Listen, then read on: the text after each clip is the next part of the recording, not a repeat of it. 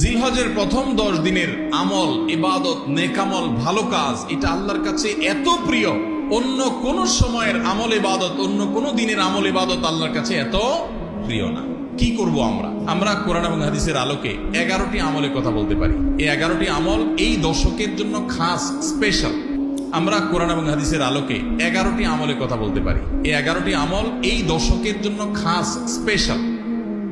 Number 1 নম্বর এই দশকের আমল হলো বেশি বেশি আল্লাহর জিকির করা। কি করা? বেশি বেশি আল্লাহর জিকির করা। এই জন্য এই দশকে আমল করলে আল্লাহর কাছে এত প্রিয় যে অন্য কোনো সময়ের আমল আল্লাহর কাছে এত প্রিয় না। এই জন্য এই দশকের দ্বিতীয় আমল হলো বেশি বেশি নেকামল করা। বেশি বেশি কি করা? নেকামল করা।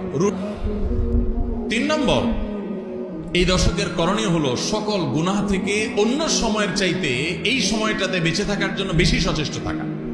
গুনাহ তো 12 মাসই আমরা করব না, কিন্তু এই দশক গুনাহ না করার ব্যাপারে চেষ্টাটা একটু বেশি থাকবে। 4 নম্বর আমল হলো যাদেরকে আল্লাহ তাআলা সামর্থ্য দিয়েছেন তারা হজ করবেন। এই দশক হজের আমলের মাস, আমলের দশক। এই দশকেই তো হজ হবে। অতএব যাদের তৌফিক দিয়েছেন আল্লাহ তাআলা তারা কি করবেন? হজ করবেন। এটা এই দশকের আমল। এটা হলো 4 নম্বর আমল। 5 নম্বর আমল হলো যাদেরকে আল্লাহ সামর্থ্য দিয়েছেন তারা এই দশকে কোরবানি করবেন।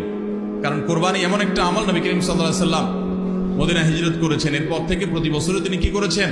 কোরবানি করেছেন। আল্লাহ নির্দেশ করেছেন ফাসাল্লি লিরাব্বিকা ওয়ানহার, তুমি তোমার রবের নির্দেশ পালনার্থে নামাজ আদায় করো এবং কোরবানি করো। এই জন্য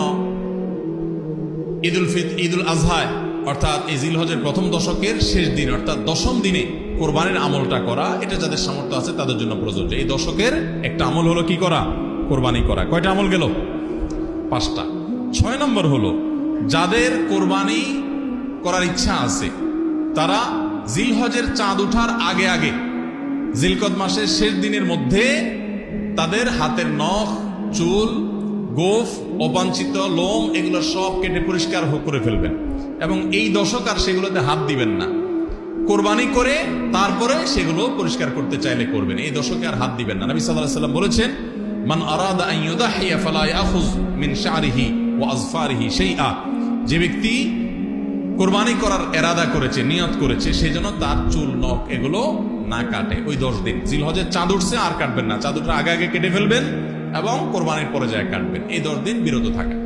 তবে অন্য আরো বিভিন্ন রেওয়ায়াত থেকে, বর্ণনা থেকে বোঝা যায় যে এই আমলটা শুধু যিনি কোরবানি করবেন তিনি নয়, যিনি কোরবানি করবেন না, কোরবানি করার সামর্থ্য নাই, তিনি এই আমল করতে পারেন, তাহলে আল্লাহ তাআলা তাকে কোরবানি করার সওয়াব দান করবেন।